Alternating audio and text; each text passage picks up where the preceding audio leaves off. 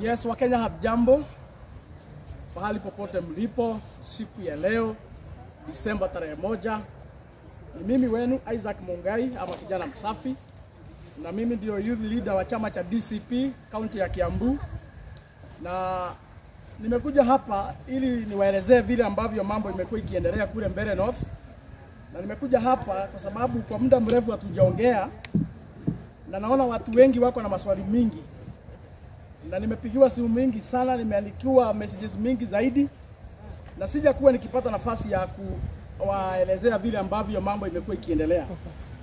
Na nikaona ni vizuri nikuja hapa ndio tuzungumze, kwa sababu najua hii chama cha DCP ilitengenezwa katika msingi wa kuongea ukweli, na kuongea ukweli hiyo ndio msemo yetu na ndio msingi yetu kama chama cha DCP. Na nimekuja leo na nimekuja tuzungumze, na nimekuja nijibu ile maswali yote ambayo mko naye, kwa sababu najua tuko na wafuasi wengi wale ambao ni watu wa one time. Watu wa one time ni wengi sana, wale ambao wanatunga mkono, wale ambao wamekuwa kitufuata kule Mbeere North tukifanya mambo ya uchaguzi. Ni wengi zaidi wale walikuwa wanatutakia heri, ni wengi zaidi wale ambao walikuwa wanatunga mkono, ni wengi sana wale ambao walikuwa wanatushangilia, na ni wale wengi pia walituombea zaidi na wangetaka tupate ushindi hiyo siku. Na kwa sababu yao siwezi wa ignore. That is why I'm here today. At least I explain to them the events that took place at Mbeere North during the by-elections. Ingawaje sisi kama watu wa DCP hatukuwa na candidates, ni vizuri niambia Wakenya kwamba kupitia kiongozi wetu Rigathi Gachagua, we adopted the DP candidate ambaye alikuwa anaitwa Newton Kariuki, na tukamfanya kama candidate wetu sisi watu wa DCP na viongozi wa upinzani. Na ndio maana mliona Kalonzo pale, mkaona Eugene pale wakijaribu kutafutia na kupigia Karis ngome kule, na baadaye Rigathi Gachagua pia yeye akakampu pale kama wiki mbili, na tukawa na yeye mimi nikiwemo pale wiki mbili si kutoka pale Mbeere North, tukijaribu kuongea na watu wetu, tukijaribu kuwauzia sera za watu ambao ni wa mlingo wa upinzani, tukitafutia Karis kura. Na ndio maana tulikuwa pale. It is good to clarify ya kwamba we adopted Kariuki, Newton Kariuki as our candidate, akiwa na chama cha DP, na tukaenda kumsaidia kwa sababu tumekubaliana ya kwamba sisi watu wa mrengo wa upinzani vita tutakuwa tukipigana sisi zote, tukishinda tunashinda sisi wote. And that is why we had gone there with a lot of good faith to assist and to help one of us. Na ingawaje hatukushinda, sababu nimekuja hapa nimekuja kuelezea kwa nini tulishindwa.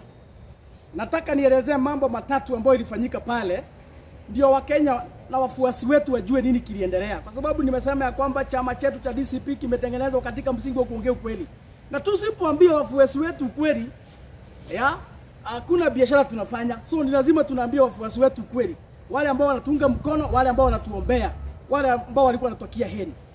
Mambo matatu ilichangia sisi kushinda uchaguzi wa Mbeere North. Kitu ya kwanza ni kitu ambayo ilikuwa inaitwa voter bribery. Ni vizuri kabla nielezee voter bribery niseme ya kwamba mimi nilikuwa in charge, nilikuwa nafanya patrol katika polling station zote in the whole constituency. Hiyo ndio ile kazi mimi nilikuwa naye siku ya uchaguzi. Baada ya kufanya siasa campaign wiki mbili, siku ya uchaguzi nikawa nimepangwa kuzunguka patrol all the polling stations nikijua kile kinaendelea, so that I could assist in communication, and also I could assist in terms of asking maybe for reinforcement where necessary and all that. Nikiwa katika hiyo harakati ya kuzunguka polling stations, one of the things that I discovered early in the morning, around 8 in the morning, voter bribery was done at very high rate. Na watu wa two-term, ni vizuri niseme ya kwamba walikuwa wamejipanga usiku, hawakulala, walizunguka kwa maboma wakipatia watu 5,000 na wakiwapatia chakula, wakawapanga vile ambavyo watatokelezea mapema sana kupiga kura. Asubuhi kucha 6 in the morning wakaingia katika vijiji, wakatoa wale watu walikuwa wamepatia pesa, wakapanga agent wao na wakapanga mobilizers wao. Sasa mtu akienda kupigia wa Muthende kura, ulikuwa unaambiwa ukienda pale kwa class useme ya kwamba wewe hujui kuandika na hujui kusoma. Ndio ukifika pale ukiingia ndani useme hujui kusoma na hujui kuandika, agent wa Muthende mwenye ako huko ndani wakiwa na PO watakuuliza unataka kuchagua nani. Unasema wa Muthende ndio wakusaidie kuchagua wa Muthende. Sababu ya kuambiwa aseme hajui kuandika ama kusoma walikuwa wanataka ndio agent wa tuta mwenye kwa kule ndani akonfirm huyo mtu amechagua wa Muthende, ndivyo akitoka kule nje agent wao asignal wenye wako nje aende apatiwe balance. So walikuwa wanapiga kura, usiku wamepatiwa 5,000 wamepatiwa chakula. Asubuhi unaenda pale unasema wa Muthende, agent mwenye kwa ndani watu mwana confirm, ndio ukitoka hapo ukienda kule nje unaenda unapatiwa balance ya 2,000. Na wakaifanya hivyo na jambo ilikuwa juu zaidi. Na wakang'ang'ana kabisa na watu wa Mbeere North wachache wakaingia katika hiyo mtego ya voter bribery, kwa sababu pia pale watu wengi sana hawana civic education. Hii injili tulikuwa tunawaambia ya kukula pesa, lakini siku ya kupiga kura mpigie mtu anaitwa Karisi. Hiyo injili haikuingia sawa, walianguka katika mtego.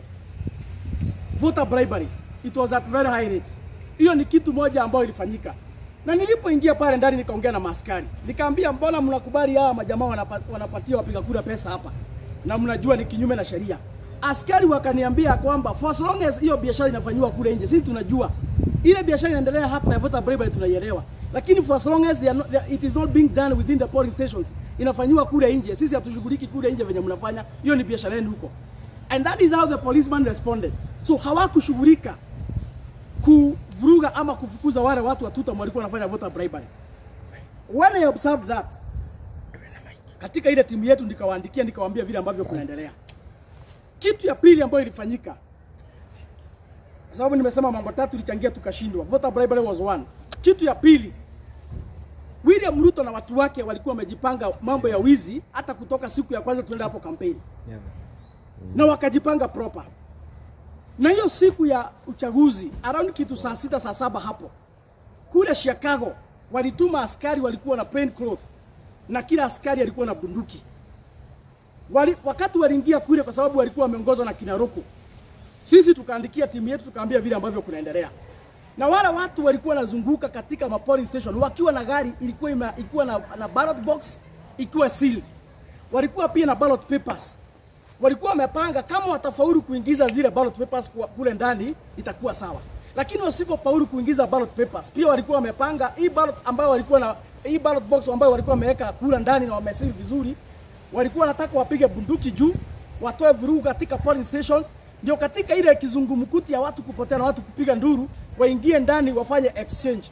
Watoe ile sanduku ilikuwa imepigwa kula kule ndani, waache ile ambayo iko na kula za Muthende huko ndani. Hiyo ndio ile kitu ya kwanza ambayo walifanya. Na wakatekeleza kule Chicago around kitu 3 PM wakatekeleza hilo. Walipotekeleza, kitu ya tatu ilifanya tukashindwa uchaguzi ni kitu ambayo inaitwa ignorance. Na hapa ndiyo mambo sasa iko. Na ni vizuri niambie wa Kenya. Siku Rigathi alitoka kule Embu Mbeere North siku ya Sunday. Kwa sababu pengine wa Kenya wengi hawajui, ni vizuri niwaambie hapa. Sisi tulifunga campaign on Sunday. Ndio tuchaguane Thursday. Na hiyo siku tulifunga campaign, kiongozi wetu Rigathi Gachagua alienda Narok. Mahali mliona akipigwa na Kasongo huko na marisasi. Kwa sababu pia huko tulikuwa na candidate. Na lazima angeenda kuwasaidia. Alipotoka Mbeere North on Sunday, hakurudi hapo tena. Aliachia ile timu ya wabunge ambao wamechaguliwa, ambao ni kina Medho, ambao ni kina Karongo, Wadeto, Kagushia, Wanjiku Muhia. Hiyo group ya wabunge ambao wamechaguliwa ndio aliachia kazi hapo. Na kina Muturi JB, na kina Mithika Linturi. Akawaambia sasa kwa sababu tumetamatisha kipindi cha campaign, ile kazi imebaki ni ya kutranslate. Hii kelele yote imepigwa huku into votes. Kwa hivyo mbaki hapa mpange kazi, yeye akaenda kwingine. Ni vizuri niambie Wakenya hivyo kwa sababu wengine hawajui. Lakini ile timu iliachwa, walichangia pakubwa sana sisi kushindwa uchaguzi ama kuibua uchaguzi. Walichangia pakubwa sana because of ignorance. Na ndio maana nimesema kitu ya tatu ambayo ilichangia sisi kushindwa uchaguzi ama kuibiwa ni ignorance. Kwa sababu ile timu ambayo ilibaki pale, sisi tulikuwa tunapiga patrol. Tulikuwa tunaona iko mambo inaendelea kule ndani. Tunawaambia inaendelea hivi na hivi. Ukiwaambia wanasema utume video ama utume evidence. Sisi tunawaambia iko timu yetu ya security iko Chicago. Na wametuambia iko watu wanaingia huko ndani wako na masuti na mabunduki wataka kuiba kura. Tukiambia kina Medho hivyo na kina Kagushia na kina hiyo group ya wabunge walikuwa wameachwa hapo, wanatuambia tutume evidence. Ati tutume video. Nyinyi mnaambia uchaguzi inaibiwa na nyinyi ndio mmeachwa hapo na Rigiji manage hiyo uchaguzi, tushinde uchaguzi, mnakuja kuitisha video hapo na evidence. Hata heri ingekuwa ni watu watuta wanaitisha evidence. Nyinyi mnatutisha evidence, sisi tuko timu moja, tunawaambia vile kunaenda. Nyinyi mnakuja hapo kuongea mambo evidence. Mlichangia pakubwa sana sisi kushinda uchaguzi because of your ignorance. Na ni vizuri niseme hapa. Na kama kuna watu walikuwa wamelipwa, siku ingine msikuje hapa kutufanyisha kazi ya upuzi. Kama iko watu walikuwa wamelipwa, mnatuambia mapema. Kwa sababu hata kama Ruto walikuwa wamepanga wizi na waliiba na wakasucceed because among ourselves iko watu waliwatengenezea nafasi mzuri ya kupenetrate. Ni vipi nyinyi ndio mmeachiwa mumanage uchaguzi, alafu sisi ambao tuko mashinani, tuko kwa ground, tunawaambia tunaibiwa, mnasema tutume evidence, ukua kwa mahoteli mnakunywa chai na mandazi hapo, wengine wanakunywa pombe. Hapo mlituangusha. Unajua ni vizuri niongea ile maneno pengine Rigiji hakujua pengine kwa sababu yeye alituacha huko wiki mzima tupange kazi na tulimwaibisha na tulimwangusha. Let me say here, kama DCP ni sana tu kuwa na candidate hapo, alikuwa wa DP, but we had gone there to adopt him, tumsaidie kama one of the principals in the opposition, tumsaidie ashinde uchaguzi. Lakini sisi ambao tuliachwa hapo tu manage uchaguzi, hasa hawa ambao nimetaja walikuwa wamesimamia, nyinyi ndio mlitutia aibu. Rigathi alifanya kazi yake, akatoa pesa yake, akatoa muda yake. Wiki mbili hakuwa kwa Dorcas, alikuwa analala hapo mbele North. Anaamuka asubuhi, anaenda door to door, anaongea na wananchi. Watu wote wakasema one time na mambo yote ikakuwa sawa. Lakini Rigiji akitoka hapo akamwambia make sure you translate what you have done into votes. Akamwambia vitu mbili mtafanya, mobilization and making sure that you are getting the votes. Those were the instructions from Rigathi Gachagua. Lakini wale aliachia hapo. Mimi leo hii niko na uchungu. Kwa sababu tulikuwa tunawaambia tunaibiwa. Hakuna kitu walikuwa wanafanya. No, ndio walikuwa in charge wa tume reinforcement. Wao ndio walikuwa overall. Tukiona mahali iko shida imetokelezea tunawaambia. Kuliko watume msaada, wao wameketi kwa chai na mandazi wanatuambia utuma video. Sijui utuma picha. Ati kijana Msafi accompany your statement with evidence so that we can send you reinforcement. Mimi ni mtu wa one time, mnawaambia tunaibiwa uchaguzi na watu wa two time, mnaniambia nitume evidence. Kwani nyinyi mlikuwa wa two time? Kwani nyinyi mlikuwa mmelipwa? Ni vizuri tuambie Wakenya ukweli. Wale walituangusha. Na ni vizuri niseme hapa, those particularly those elected MPs and senators wale tulikuwa nao pale, zile polling stations walikuwa wamepatiwa kuhakikisha kwamba wamemanage, wamedeliver, walishindwa zote. Kagushia hakushinda polling station yake, Medho hakushinda, Karongo hata alitoroka Wednesday. Siku tunapiga uchaguzi Thursday huko Karongo hakuna mahali anapatikana, alitoroka Wednesday. Hao viongozi wote mimi I expected, kwa sababu hii katika desturi ya by elections mimi vile nimezoea, kama vile kulikuwa kwa Wanjiko kina Rigathi walikampu huko paka wakadeliver kazi. I expected on the material day tukiona Ishongwa ako a certain polling station, hata Medho wako hapo, because those are the equals. Tukiona Eric Wamombi ako a certain polling station, na yeye Wandeto ako hapo. Lakini wale wabunge ambao wamechaguliwa tulikuwa nao, hakuna hata mmoja alikanyaga ground. Waliachilia wajumbe wa tutam, wakaenda kukoroga, wakapiga agent wetu, wakafanya ukora hata wakaiba. Waliiba wabunge wetu wenye wamechaguliwa wakiwa wapi? The only member of parliament who is sitting, who delivered his polling stations, both of them akapiga wa Muthende Square, was George Koimburi. Na ni vizuri niseme hapa, Koimburi mahali yako mbunge wa Juja, ni vizuri nikupongeza. Hata watu wengine wakikosa kukupongeza nitakupongeza. You are only the sitting MPs who delivered his polling station. You managed your polling station very well. Siku uliingia pale mbele North on Monday, haukwenda kwa chai na mandazi, haukwenda kwa pombe. Uliingia kwa ground, zile polling station ulikuwa umeambiwa uhakikisha kwamba umedeliver na Rigiji, ukaingia kwa timu yako. Mkapanga. Siku ya uchaguzi mkapiga wa Muthende 10-0. You delivered. Hao wengine wote chai na mandazi hawakupatikana katika ground. Hata kama mnasimamia uchaguzi, nyinyi mnasimamia uchaguzi mkuu mahali umeketi chini kazi yenu kupiga simu. Wakati watu wale wengine wako kule ndani wanafanya ukora. Eric Wamombi akichokora, Karongo ndiye angekuwa hapo to counter attack. He's equal. Kimani Ichung'wah akikoroga kule kwingine, mtu kama Wanjiko Mohea ama whoever angekuwa hapo. Mtu kama Waroko, kwa sababu Waroko ndiye aliingia na wakora wale wengi, wakahijack whole polling stations. Wabunge wetu wale walikuwa pale kina Kagusha na Wandeto wangekuwa hapo. Lakini kama wabunge ambao wamechaguliwa waliogopa, hawakuonekana mahali waliogopa. Wengine wakatoroka kama kina Karongo a day before wakatoroka. Wale wengine walibaki chai na mandazi hapo the whole day, hawakwenda kwa polling station. Kama wabunge wamechaguliwa wameogopa, na wale wengine je, mlikuwa mnatarajia tufanya nini? Mtu mwingine nataka nipongeze hapa ni Wanaina Jango. Tulifanya patrol the whole day until the whole night. Tukiwa na Wainaina wa Jango and his team. Tukazunguka katika polling stations mpaka mahali ambapo Roko waliibia kura. Mahali tulikuwa tunaambia kina Medho wanatuambia tumeni evidence. Agent wetu wamevurushwa nje. box ya ballot papers imebebwa, imewekwa katika gari ya polisi, imetolewa katika polling station bila kuhesabiwa, inapelekwa Tallying Center. Mimi na mheshimiwa Jangu and his team tukaifuata usiku. Kufika Chicago tunapata wakora zaidi ya 500 wako na miti ya majembe. Na ni vizuri niambie William Ruto, wale wakora ulikuwa umetengeneza pale Chicago, wakora 500 tukawapata hapo na miti ya majembe. Wakazuia sisi kuingia. Lakini kwa sababu sisi si wahoga, tukasema kama mbaya, tukapita na wao wakatoroka. Kufika pale main gate ya Tallying Center tukapata GSU karibu 1000 wakiwa na miti ya majembe na wako na mabuduki. Wakazuia sisi kuingia hapo. Ballot papers zilienda kama tunaona. Hatungefaulu kuingia hapo kwa sababu ya hao ma-GSU. Kufika kule ndani wakakoroga. All these things zikifanyika, hawa wabunge nimetaja walikuwa wamekaa mahali. Na siku wakati waliona sasa kabisa kimeumana vile tulikuwa tunaambia the whole day mchana, walitoroka. Hii mambo ya voter bribery, I told them as early as morning 7 AM nilikuwa nimewaambia iko voter bribery hapa, jueni vile tutafanya. Na nimeongea na askari wamekataa kusimamisha hii voter bribery. So nikawaambia kama mbaya hata sisi, kwani watu wananunuliwa na dola, si wananunuliwa na Kenya shillings, hata sisi tununua watu. Kwa sababu uchaguzi ni uchaguzi, kama mbaya wakiiba mnaiba. Wakinunua watu mnanunua watu. The evidence is here, niliwaandikia the evidence is here, nikawaambia watu wameanza kununuliwa. Na kwa sababu tutapoteza kiti kwa sababu ya pesa kidogo zinanunuliwa watu hapa. Hakuna haja tupoteze uchaguzi, hata sisi tununua watu. Kwani wananunuliwa na dola ama pesa ya China? Si ni Kenya shillings zile tuko nazo kwa mfuko, hata sisi tununua watu. If that is what will make us win the election. Lakini wengine hapo wanajifanya maaskofu wakasema hiyo tutaenda hiyo barabara.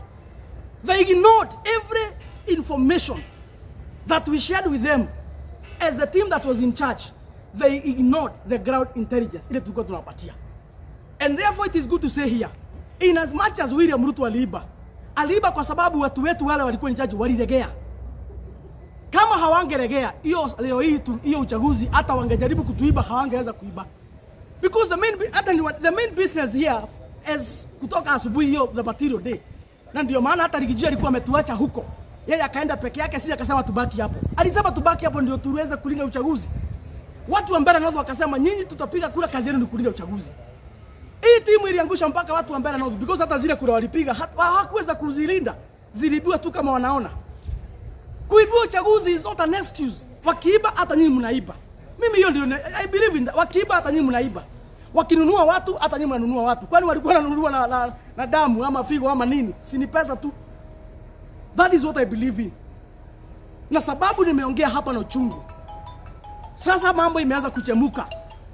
Na tunakaribia kuingia katika uchaguzi mkubwa. Lakini kabla tuingia katika uchaguzi mkubwa, kitu ya kwanza iko uchaguzi mdogo mingi zitafanyika. Huko Mbeere North iko na uchaguzi za hizo hao MCAs wawili zitafanyika February. Iko uchaguzi mwingine itafanyika uchaguzi mdogo kule Isiolo. So tuko na elections mingi zitafanyika hapa katikati kabla tufike 2027. Na kama hii mchezo hawa watu ndio watakuwa nayo kina Medhu. Rigiji anafanya kazi kubwa, anawasaidia, anawaachia, nyinyi mnapeana tu. Mnaachilia tu na mchezo hapa. Kama hii mchezo ndio mtaenda nayo, mtuambie mapema. Kwa sababu William Ruto hataenda kwa sababu ya kelele mingi. Kulea ndevu na kuachilia nywele kubwa haitafanya William Ruto aende. William Ruto ataenda kwa sababu ya ile kazi tutapanga ya ballots ya kupiga kura. Hiyo ni kura itahesabiwa kwa debe, si ndevu ama nywele ama rasta. Ni vizuri tuambiane ukweli. Ndio muweze kupanga kazi mapema. Kama if we mean it and if we mean the business. And if we are not preparing to let down our people. And if we mean it, it is one time and William Ruto must go home. Then hataenda kwa sababu ya kusema anakunywa changama, anakunywa murubaini ama anafanya nini. Hiyo kadabra mingi on the rooftops. William Ruto ataenda kwa sababu ya ile kazi tutapanga ya wananchi kupiga kura. Hakuna uoga, ni vizuri kuuza uoga kwa siasa, lakini uoga haitahesabiwa kwa ballot. Wala wakora wa UDA wakiongozwa na Kasongo waliuza uoga kule Mbeere North siku ya kwanza. Wakatuma wakora wakasema ya kwamba tukienda hapo watatuchinja. Tulienda hatukuenda, tulienda. Despite the intimidations, despite all the fears and all that, tulienda huko Mbeere North. Tukakamba huko wiki mbili bila kununua uoga. Wakaendelea na kusema ya kwamba wataiba kura. Watu wote ambao North wakajua kwamba William Ruto ataiba kura. Hata kama waliuza uoga namna gani, baadaye kwa debe ni kura zihesabiwa. Si uoga ilihesabiwa. Kwa hivyo niambie hawa kina Medho na kina hawa hii team tulikuwa nao kule. I'm so bitter because you know what you did. Mchana mzima tulizunguka tukiwapatia information and you responded to none. Instead mlikuwa mnatuliza maswali ya puzi hapo ya nasari. I'm so bitter with you. Ni vizuri niwaambia kwamba kuuza uoga kwa siasa ni sawa. Kwa rooftops uzeni uoga kabisa. Lakini kwa debe si uoga inahesabiwa, ni kura zinahesabiwa. Kama mko na mbinu ya kuuza uoga lakini hamuna mbinu ya vile kura zitalindwa. Hamuna mbinu vile wananchi watatokelezea na wapango kupiga kura. Hii ni wakati tunapotezeana hapa bure. Hii ni wakati tunapotezeana hapa bure. Na hii ndio ile information nimesema hapa kwa sababu pengine Rigiji iko maneno pengine hakuwa anajua vile kunaendelea. Mtu mwingine hapa siwezi kosa kuambia. Bwana Mithika Linturi ulituangusha vizuri. Ulituangusha Mithika Linturi. Zile polling stations ulikuwa unafaa kusimamia, haukufika huko. Jana katika mazishi ya Leni Kivuti mama yao on Saturday nimesikia kusema ya kwamba umekuwa mbele North wiki mbili. Wiki mbili gani? Hatukukuwa na siku ya Thursday, hatukukuwa na mahali. Ni vizuri tuambiane ukweli. Hata Eli Muturi tuliona akipigana kwa polling station akijaribu kupiga yule mwizi wa shinga. At least angalau yeye tulimuona kwa kamera. Wewe Mithika Linturi hakuna mahali tulikuona. Hakuna mahali tulikuona. Na zile polling station ulikuwa usimamie wewe kama kiongozi. Ndizo tulishindwa zote. And that is why I'm thanking the likes of Kina Koimburi wenye walisimama na wakadeliver. Iko mama mwingine by the way nafaa nipongeze sana. Anaitwa Grace Kinyanjui. She's the first time hata hajachaguliwa kiti. Ni wa DCP hapa Kiambu. Hiyo siku ya uchaguzi aliamuka 5. By 6 alikuwa mahali alikuwa amesimamia polling station. Huyo mama alishinda huko akafanya mobilization. Alitoka huko saa 4 usiku bado papers zikienda kwa Taring Center. Na huyo mama alipiga wa Mudhende na Kivoi square. Mama ambaye hata hajachaguliwa kiti ndio amekuja hapa ameingia DCP na tafuta kiti hapa Kiambu. First timer. Ameingia kwa siasa. Alishinda wanaume wanasema wako na experience. Akadeliver, akapiga Mboi na akapiga wa Mudhende square. Na yeye hakutoka polling station. The whole day alishinda huko. Wale wamechaguliwa ndio wako na uoga hata kulipa hajachaguliwa. Mnakaa huko kwa mahoteli kazi yenu kuja tena mandazi. Nitaongea hivi kwa sababu mimi hakuna kitu naopanga. Na mimi najua siasa ya kuambiana ukweli hiyo ndio naelewa. I think mimi mafikira yangu na Rigiji zinapelekana. Tunaambiana tu ukweli plainly bila kuficha. Ukweli kikuuma wewe toroka. Lazima tuambiane ukweli ndio siku nyingine tusifanya hii upuzi. Kama umetumwa kusimamia by election, uchaguzi haisimamiwi kwa hoteli ukikunywa pombe na mayai huko. Uchaguzi unasimamiwa kule kwa streams. Na nakumbuka sana Rigiji akituambia kama vita itapiganwa, ipiganwe kule ndani. Rigiji alituambia kama watatoa vita wakiba kule, wacha tupigane ndani kwa classrooms. Ndio wakijaribu kuiba tuko hapo. Lakini sasa vita inatolewa wengine wanasikia iko vita inapiganwa, wanajifungia kwa nyumba. Alafu unasimama kwa gari juu unalea nywele kubwa unaambia Ruto ataenda nyumbani. My friend, hii mchezo lazima tutaacha. Nikimalizia ni vizuri tuambiane ukweli. Watu wengi tuko na wao ni wale walikuwa kwa UDA, they are first timers. Ndio walichaguliwa mara ya kwanza 2022. Na mwenye aliwasaidia kuchaguliwa ni Rigathi Gachagua na William Ruto kupitia chama cha UDA. Wengine wao hata hawakuwa na agent, hawakuwa na mobilizer, hata hawajui walichaguliwa aje kuuliza. Walitumia mgongo ya Rigiji wakachaguliwa 2022 kupitia chama cha UDA. Saa hii hao watu they have zero experience in terms of running elections, they have zero experience in mobilization. Lakini kwa sababu wako kwa viti miaka 2 hawawezi sikiza sisi wenye hatujachaguliwa. Ni sawa, fine, it's okay. Lakini hata kama hatuko kwa viti iko kitu tunajua. Alafu there is hakuna monopoly ya ground intelligence. Tukifika ni kwa siasa, intelligence itatoka mashinani. Kama huko mashinani, wewe ngoje utapigiwa simu. Wala uko kule ground ndio unajua kile kinaendelea. Going forward, ni vizuri tuambiane ukweli. Going forward, ni vizuri tunaambiana ukweli. Ndio tusije hapa tukaangusha wananchi tena. So mimi nilikuwa nimekuja hapa niambia Wakenya wale ambao wanatufuata katika mlengo wa upinzani. Ndio tulibiwa. Lakini tulibiwa kwa sababu ya watu wengine wetu kuachilia. Tuseme tu tulibiwa. Tuseme wale ambao waliachilia tukaibiwa because of their ignorance. Ni vizuri kusema hivyo. Ndio siku nyingine watu waache upuzi na watu wakuwe serious kupanga kazi. Tuko na Wakenya milioni mingi sana wanatuamini bwana wanatufuata. Na hatutapimwa umaarufu wa kisiasa na nguvu ya kusimama juu ya magari kutusiana. Hatutapimwa umaarufu ya kisiasa kwa sababu ya kuongea mingi na kutishia William Ruto na Kasongo Enovat. Lakini tutapimwa katika kupanga vile ambavyo wananchi watajitokeza katika kupanga vile ambavyo William Ruto ataenda nyumbani kupitia kura, kwa sababu ni kura zitahesabiwa. Baada ya kelele yote na ile mambo mengine yote, Rigathi Gachagua alituambia kura pale kwa debe ndio itaamua. And that is why nimekuja hapa kuongea haya.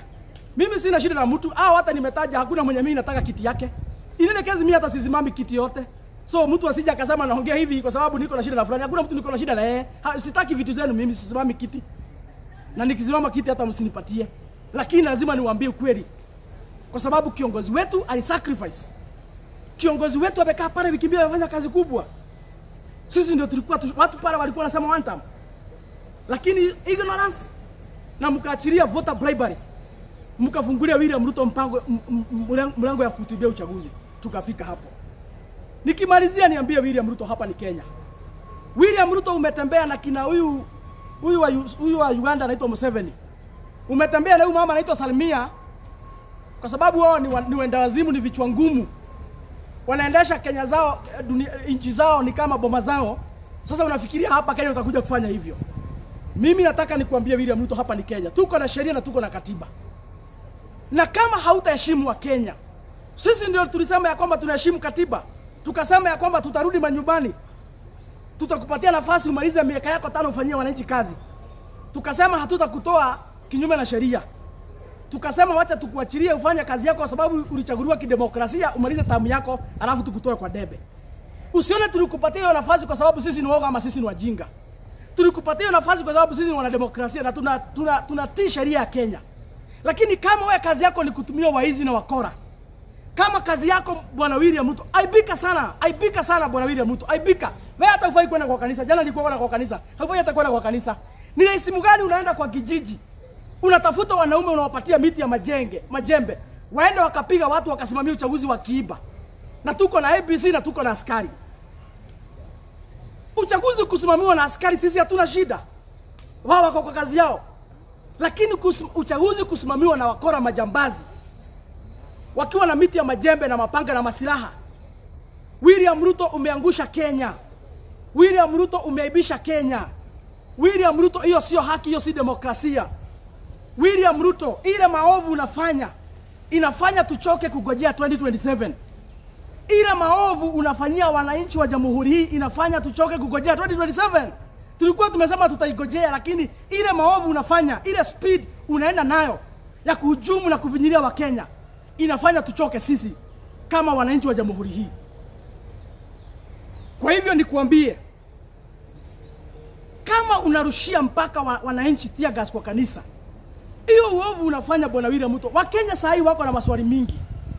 Wakenya sasa wako na maswali mingi.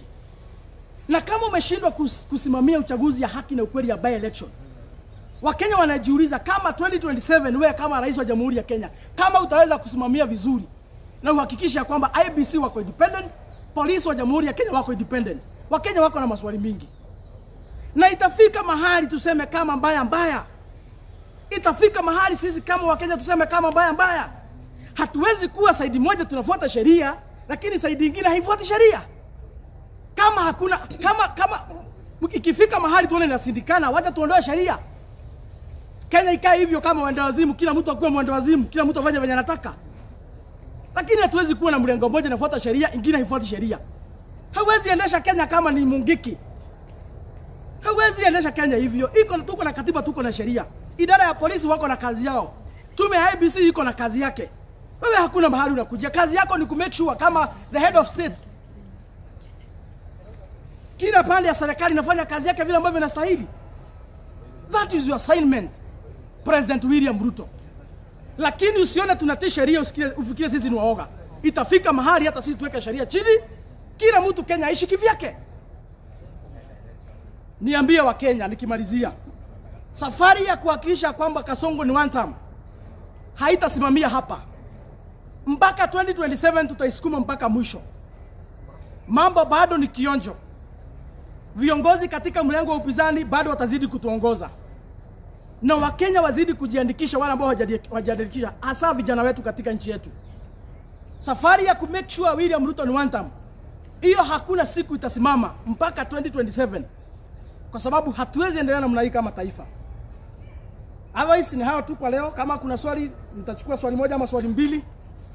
Mimi nilikuwa nimekuja hapa niambie Wakenya wa Jamhuri ukweli, na hasa nilikuwa nimekuja hapa niambie wafuasi wetu wale ambao wanatuaminia ukweli, niwaambie vile kuliendelea. Na ndio maana nilikuwa nimekuja hapa. Na kama iko mtu ameumwa na hiyo ukweli, siku nyingine kana mpango, siku nyingine kaa vile ambavyo inastahili. Ndio maana nilikuwa nimekuja hapa. Sina vita, sina shida na mtu. Nina swali kwako kijana Msafi. Tukizungumza hasa kuhusiana na uchaguzi mdogo wa Mbeere North ulioweza kufanyika ijuzi. It's the only by-election ambao tulikuwa nayo hapa Mlima Kenya. Na this by-election, ndio by-election, hata akizungumza kiongozi wenu wa DCP Rigathi Gachagua alituambia kwamba this is the litmus paper ya kuonekana ya kwamba yeye sasa atazidi kushikilia ushukani kama the kingpin wa Mlima Kenya. And right now he has lost it. Tukienda huku kwingine, yes, tunakubali DCP ilishinda huku kwingine na DCP haikuwa na candidate. But for him, he did his best, but still lost to Kithure Kindiki. So right now, how do you expect the reception is going to be moving forward towards 2027 for Rigathi Gachagua and William Ruto in the Mount Kenya region?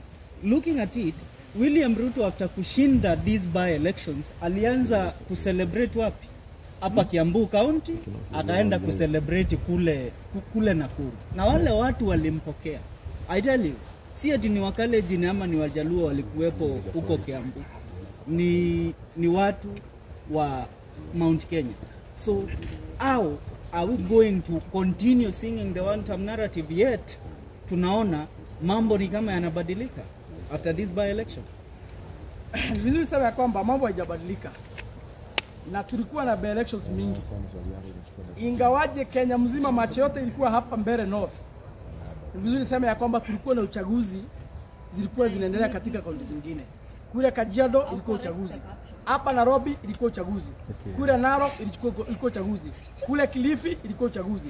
Hapa Bungoma ilikuwa uchaguzi. Na isipokuwa hapa Mbeere North walichukua mapanga, waka exchange ballot boxes, wakafanya ukora sisi tukiona. Kule kwingine hapa Kariobangi walijaribu ukora, lakini ile timu ilikuwa huko ilikuwa timu ya maana. Na nipongeza ile timu ilikuwa Kariobangi. Despite all the theft, thuggery, intimidations, hiyo upuzi yote walifaulu na wakashinda uchaguzi ya Kariobangi. Kule Narok mliona mpaka ilibidi Rigathi Gachagua afanye kampeni kama amevaa helmet. Bunduki zilikuwa zinalia kama kitu kingine. Mawe ilikuwa inaulizwa kama risasi, lakini Rigathi Gachagua sababu na simu tokunua uoga, alikanyanga huko akasaidia. Na hiyo timu ya Narok niwapongeze. Niwapongeze zaidi kwa sababu UDA walijaribu kununua kila mtu pale Narok, lakini hawakufaulu, tukashinda hapo kama DCP. Tuende kule Bungoma, mahali huyu speaker Wetangula analala nje hapo kwake. Ya? Unajua siku Wetangula alisimamia Rigiji akafukuzwa kule bungeni parliament wakati impeachment. Ya? Alifikiria Rigathi ameisha. Sasa huyo Rigathi wewe Wetangula nikwambie, huyo Rigathi ulisimamia akafukuzwa hapo bungeni wakati impeachment, mkasema ameisha. Chama hili ameanzisha juzi hata haijazinduliwa rasmi, imeshinda kitu kwako nje mahali unalala. Mahali unalala, mahali umezalia watoto hapo kwako nje. Chama cha DCP cha Rigathi kilishinda hapo. Vizuri tuseme hivyo. Huko Kilifi tulijaribu, tulikuja namba 2. Na huyo mtu wetu alikuwa amesukuma. Huko Malava walichukua mapanga wakachinja watu, wakapiga watu kama kitu kingine, hata nyinyi mliona. Walitumia wizi wa mabavu wakafanya machafuko yote huko Malava kushinda.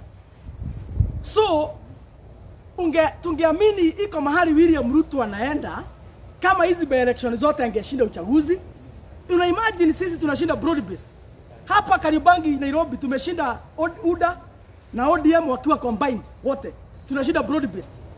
Huyo mtu wanasema ni impeached, alishinda watu wako kwa serikali wako na visu, mapanga, pesa, askari, kila kitu. Aliwashinda. So tungeamini ya kwamba William Ruto ako na nguvu kama hizi by-election zote angeshinda, na ashinde kwa njia ya usawa bila kutumia mabavu na wizi na ukora. Sasa tungeamini iko mahali anaenda, lakini kama ameshindwa na ametumia wakora wote dunia mzima, amehaya, ametumia maaskari wote GSU, bunduki zote na matia gas na IBC zote, ametumia kila kitu na alishindwa. Si unaona huyo mtu ni bure? Hakuna mahali William Ruto anaenda. Swali langu la so na hizi by-elections zimetupatia mwelekeo ya kwamba iko sisi kama jamii ya one time. Sisi kama jamii kwa sababu Kenya kabila ni mbili. iko kabila ya jamii ya Wantam, wale tunasimamia haki. Zimetuonyesha kwamba iko mahali tunaenda. Na ile kabila ingine ya Tutamoni wa majambazi, waizi, wakora, hakuna mahali wanaenda. Yes, mheshimiwa, na tumeona wakili Ndegwa Njiro after hiyo Mbeere North alisema kwamba wataenda kotini ku dispute about that by election. Maybe kuna uwezekano hiyo election inaweza kuwa mbali na maybe irudiwe. Yes, wakienda kotini, hiyo ni kitu imefanyika. Sijuzi tuliona uchaguzi ya rais 2017 huko kotini kikataliwa. IBC wakaamrishwa na Supreme Court ya kwamba uchaguzi irudiwe, haikuwa safi. So vile ambavyo wameenda kotini ni demokrasia na ni haki yao. Wamefanya jambo ambalo ni la maana, wacha waende kotini watafuta haki yao. So huenda yule judge akasikiza kesi katika je utaratibu na ya usawa. Na akiona vizuri ya kwamba vile tunasema ni ukweli ilibiwa na iko makosa, ataamurisha watu ambao wanaweza kurudie uchaguzi. So wale ambao wameenda kotini wamefanya jambo ambalo ni la maana zaidi. Na tuko nyuma yenu, endeni kotini. Argue a case professionally. Make sure you table the evidence and you convince the judges. Let the whole election be nullified. Wacha Mbeere North tukutane tena mara ya pili. Na tukikutana Mbeere North mara ya pili, hawa watu walikuwa wamesimamia huo uchaguzi wao nimetaja hapa, wasitumwe huko, tutumiwe timu nyingine. Tutumiwe ile timu ilikuwa Kariobangi North. Na Kariobangi, na tutumiwe ile timu ilikuwa Narok. Na tutumiwe ile timu ilikuwa Malava. Hao ndio niliona at least hao watu wanunui woga. Kwa sababu mimi sitaki aibu, mnafanya kazi wiki mbili hapo, alafu watu wawili watu wachache hapo wanakuja kuachilia. Na tutachunguza kama iko watu William Ruto alikuwa amelipa hapo tushindwe. Tutachunguza hiyo. Tutachunguza kama iko watu William Ruto alikuwa amelipa wasaidi yetu tushindwe. Tutachunguza hiyo. Na ulikuwa hapo awali ulikuwa naongea sana na mnasema kwamba UDA iliisha Mount Kenya. UDA iliisha. Iliisha aje na ilishinda, na maanisha 2027 ni kama watashinda zaidi. Kama UDA haikuisha, mbona walikuwa wanaleta wakora na majembe huko? Wakora walikuwa nakufanya kama haikuisha. Juzi 2022 tukifanya uchaguzi hapa, UDA ilishinda uchaguzi bila wakora, bila wezi, bila vita na bila kuchinja watu, wakashinda viti. Saa hii ndio wajaribu kushinda kiti, wanaleta wakora, wanaleta waizi, wanapigana watu, wanapiga watu risasi na wanaiba. Hiyo ni ishara ya kwamba imeisha. Sasa suluhisho ya hiyo ni gani? Imeisha. Na mpaka 2027 watafanya hivyo. Na ndio niliambia watu ambao siku nilikuwa hapo. William Ruto anabeba watu wa Mlima Kenya ujinga. Yeye amehamia ODM, ama hajahamia ODM. Yeye amehamia ODM. Na amehamia ODM baada yake kukojolea UDA. Alafu anakuja kuletea watu chama imekojolewa hapa, yeye amejipanga na ODM. Ndio tuliambia watu wa Mbeere North. Na safari bado, vita tutapigana. Hatuwezi kubali chama kimekojolewa hapa Mlima Kenya. Tutapigana nao vita mpaka dakika ya mwisho. Vile amehamia ODM, yeye aenda ODM. Lakini asienda ODM, alafu anatutumia ile chama amekojolea, ametumia kupiga watoto wetu na kuua watoto wetu na kuharibu nchi. Ndio ile chama atatutumia hapa. Sasa mtajipanga namna gani ili 2027 kusifanyike hivyo venye kulifanyika Mbeere North? Wale ambao wako laini yetu na wako na mchezo tutawarainisha. Kwa sababu mahali imefika, unajua kuna mahali vita inafikanga. Kwanza mnasimama mahali mnaambiana yule ambaye ako na uoga kwanza rudi nyuma. Mwenye anaogopa kukufa kwanza aende nyumbani. Lakini hii timu yetu hatutaenda na waoga. William Ruto hatafukuzwa na waoga. And a good example, angalia Rigiji bana. Mtu anapigwa marisasi bado ana proceed. Mtu anapigwa mawe bado ana proceed.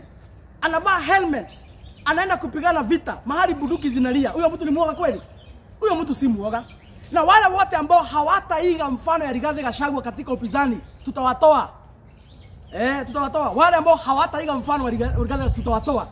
Hawezi tu kazi yako ni kutoa sauti kubwa juu ya magari hapo. Ufikirie utatetemesha William Ruto. William Ruto amekuwa kwa sasa miaka 30. Wewe uko seneta miaka 2. Alafu ufikirie utamuzie uoga hapo na kuongea. William Ruto atatolewa na watu ambao hawana uoga kama Rigathi Gachagua. Watu vita ikikuja haondokei. So katika mlengo yetu ndio tuhakikisha kwamba wananchi hatutawapoteza njia. Na 2027 tutashinda uchaguzi. Wale wako katika baadhi yetu na ni waoga tutawatoa kwanza. Hata hivyo ndivyo Joshua alifanya. Vita na Gideon ndivyo alifanya katika Biblia. Wale waoga kwanza kaeni kando. Heri vita ipigana na watu 7 wenye wanajua Kenya wanafanya. Lakini hatuwezi pigana watu 100 na watu 50 ni waoga. Tuwezi kubali hiyo maneno. Mheshimiwa, tukimaliza. Na mtu anaogopa kukufa hata hufai kuwa kwa siasa by the way. Mtu anaogopa kukufa hafai kuwa kwa siasa. Unafaa kuwa nyumbani na bibi yako. Unafaa kuwa nyumbani. Kama unaogopa kukufa kwa siasa, kaa nyumbani na bibi yako. Na siwezi maliza hii press kabla sijapongeza Mkunji. Mkunji ni kijana hapa wa Manyata, mbunge hapa Manyata. Na huyo kijana katika ile timu Rigathi Gachagua alikuwa ameacha kule, Mukunji alisacrifice. Unajua ni aibu. Wale watu wengine wamechaguliwa hapo na Mukunji. Mukunji anaenda ground peke yake. Anapigwa marisasi, gari yake inapigwa marisasi wakifikiri hako hapo ndani wamuue. Mukunji ameteseka, amezunguka katika police station zote. Yeye peke yake alikuwa anapigwa peke yake. Wale wengine wamechaguliwa pamoja wakiwa wamekaa mahali wanakuja tena mandazi. Niambie watu wa Manyata mko na kijana ambaye ni shujaa. Mukunji ile kazi alifanya ni kazi ya kupongezwa zaidi. Huyo kijana si muoga. Alipambana na wao magaidi hata akiwa peke yake, wakapiga gari yake marisasi. Wale wengine wamekaa mahali wanakuja tena mandazi. Tukiwaambia watoe gari zao twende vita, hawataki kuenda, hawataki gari ziende. Kura ziliibiwa kama hawataki gari ziende, hawataki kuenda. Mukunji ni mwanaume na kupongeza. Na hata kama hakuna mtu ataona ile kazi ulifanya Mukunji, I was there for 2 weeks. Mimi nakupongeza kama kijana msafi. Haukuangusha watu wa Mbeere North. You did your best. Kijana msafi, nina swali langu la mwisho. William Ruto kwa sasa tunaarifiwa, we have intelligence ya kwamba ameanza kujiandaa for a tour in the Mount Kenya region after the win in Mbeere. Na swali lingine, somebody told me yesterday when we were having a political discussion that the people of Mount Kenya region did not hate William Ruto. They hated that William Ruto joined hands with Raila Amolo Odinga. Now that Raila Amolo Odinga is not in the picture, they are ready to take back William Ruto. What is your take on that? Again, sorry. Watu wa Mlima Kenya hawakuwa wanamchukia Rais William Ruto. Walichukia Rais William Ruto kwa muungano wake na Raila Amolo Odinga. Na sasa Raila Amolo Odinga ameondoka na amepata kuiaga dunia. Na sasa William Ruto amepanga hatua yake ya kwenda Mlima Kenya. Watu wa Mlima Kenya tunaambiwa kwa sasa wapo tayari kumpokea kwa sababu Raila hayupo. Maoni yako ni yapi? Hakuna mtu alichukia William Ruto eti kwa sababu alisalimiana na yule mzee ambaye aliaga juzi anaitwa Raila Amolo Odinga. William Ruto wa Kenya, ile vita iko baina ya Wakenya na William Ruto ilikuwa vita moja peke yake, uongozi mbaya. Hakuna mambo ati walisalimiana na Raila Amolo Odinga. Ile kitu ilifanya Wakenya wakachukia na kawaza kupinga uongozi wa William Ruto ni kwa sababu ya uongozi ambao ni mbaya. Ile uchumi alikuwa ameahidi wa Kenya kutengeneza alishindwa. Aliambia mahasla ya kwamba atawatoa mavumbini awapeleke juu. Kama ameshindwa kutransform maskini moja kuwe tajiri vile ambavyo aliwaahidi, hii anasema first world country ataachieve akiwa 90, itawezekana kweli?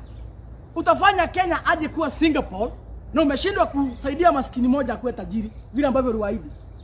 Kwa sababu aliambia mahasla ya kwamba atawasaidia wakuwe matajiri. Ama hakusema hivyo wakati wa campaign?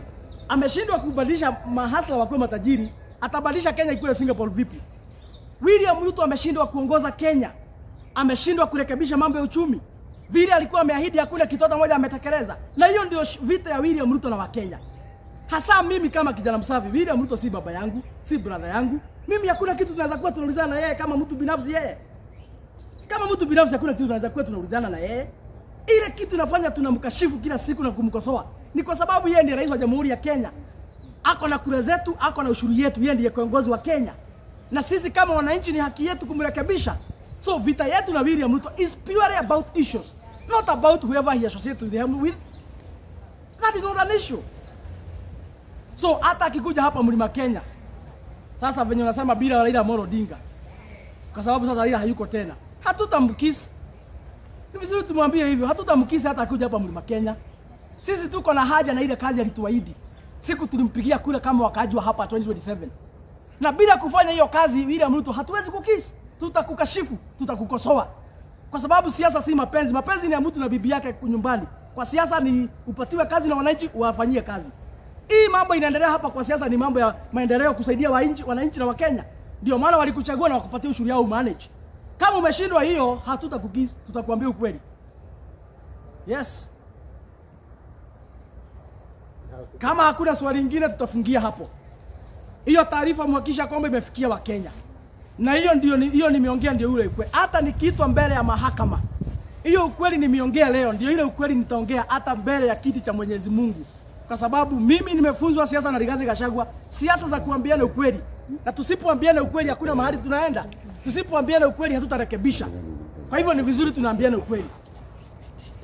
ni vizuri tunaambiana ukweli. Na hakuna mahali ingine ningeambilia hao watu ukweli. Kwa sababu siku nilijaribu kuambia mambo yanaharibika walikuwa tu wanaleta mchezo. Ndio maana nimekuja kuambilia hapa.